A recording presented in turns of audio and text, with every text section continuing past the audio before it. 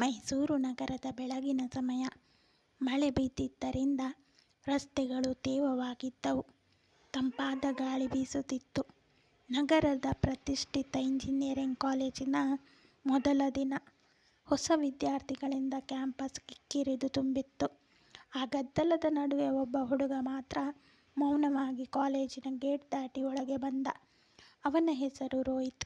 ಸರಳವಾದ ಬಟ್ಟೆ, ಭುಜದ ಮೇಲೆ ಹಳೆಯ ಬ್ಯಾಗ್, ಮುಖದಲ್ಲಿ ಯಾವುದೇ ಆಡಂಬರವಿಲ್ಲ.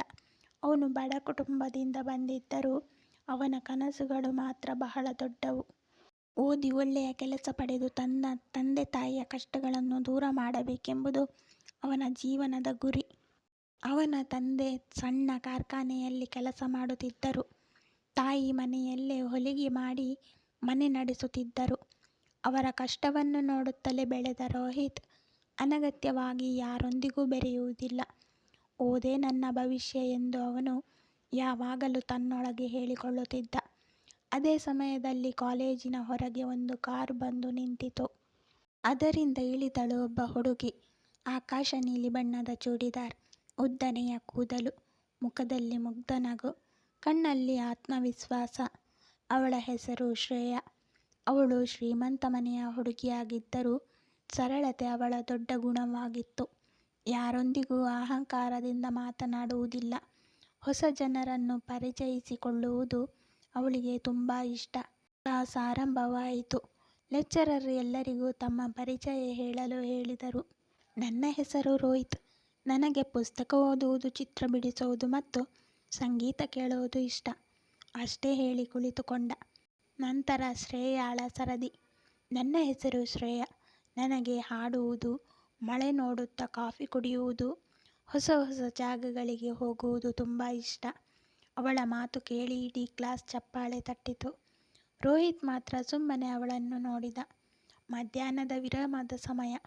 ಕಾಲೇಜಿನ ಲೈಬ್ರರಿಯಲ್ಲಿ ರೋಹಿತ್ ಪುಸ್ತಕ ಹುಡುಕುತ್ತಿದ್ದ. ಅಷ್ಟರಲ್ಲಿ ಮೇಲಿನ ಸೆಲ್ಫ್ನಲ್ಲಿದ್ದ ಒಂದು ಪುಸ್ತಕ ಶ್ರೇಯಾಳ ಕೈಗೆ ಸಿಗಲಿಲ್ಲ. ಅವಳು ಎಷ್ಟೇ ಪ್ರಯತ್ನಿಸಿದರೂ ತಲುಪಲಿಲ್ಲ.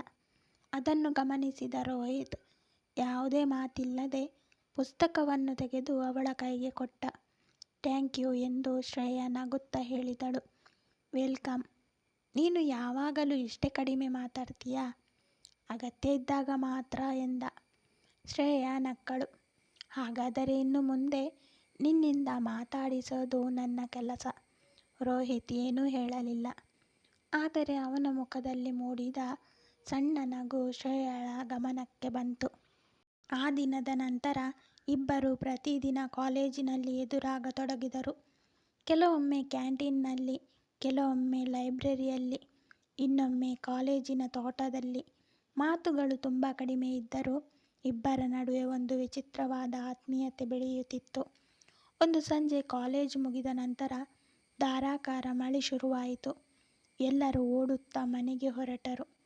ರೋಹಿತ್ ಬಸ್ ನಿಲ್ದಾಣದ ಕಡೆ ನಡೆಯುತ್ತಿದ್ದ. ಆಗ ಹಿಂದಿನಿಂದ ಒಂದು ಧ್ವನಿ ಕೇಳಿಸಿತು. ರೋಹಿತ್. ಅವನು ತಿರುಗಿ ನೋಡಿದ. ಶ್ರೇಯಾ ತನ್ನ ಛತ್ರಿಯನ್ನು ಹಿಡಿದು ಅವನತ್ತ ಓಡಿ ಬರುತ್ತಿದ್ದಳು. ಒಬ್ಬನೇ ಮಳೆಯಲ್ಲಿ ನೆನೆಯುತ್ತಾ ಹೋಗ್ತೀಯಾ? ಪರವಾಗಿಲ್ಲ, ನನಗೆ ಅಭ್ಯಾಸ. ಆದರೆ ನನಗೆ ನೋಡೋಕೆ ಆಗಲ್ಲ ಎಂದು ಹೇಳಿ ಅವಳು ತನ್ನ ಛತ್ರಿಯ ಅರ್ಧ ಭಾಗವನ್ನು ರೋಹಿತ್ ಕಡೆ ಚಾಚಿದಳು. ಇಬ್ಬರೂ ಒಂದೇ ಛತ್ರಿಯ ಕೆಳಗೆ ಮೌನವಾಗಿ ನಡೆಯತೊಡಗಿದರು. ಆ ಕ್ಷಣದಲ್ಲಿ ಮಳೆ ಮಾತ್ರ ಸುರಿಯುತ್ತಿರಲಿಲ್ಲ. ಇಬ್ಬರ ಹೃದಯದಲ್ಲೂ ಹೇಳದ ಒಂದು ಭಾವನೆ ನಿಧಾನವಾಗಿ ಮೊಳಕೆಯೊಡೆಯುತ್ತಿತ್ತು. ಅದು ಅವರ ಜೀವನವನ್ನು ಶಾಶ್ವತವಾಗಿ ಬದಲಾಯಿಸುವ ಮೊದಲ ಹೆಜ್ಜೆಯಾಗಿತ್ತು.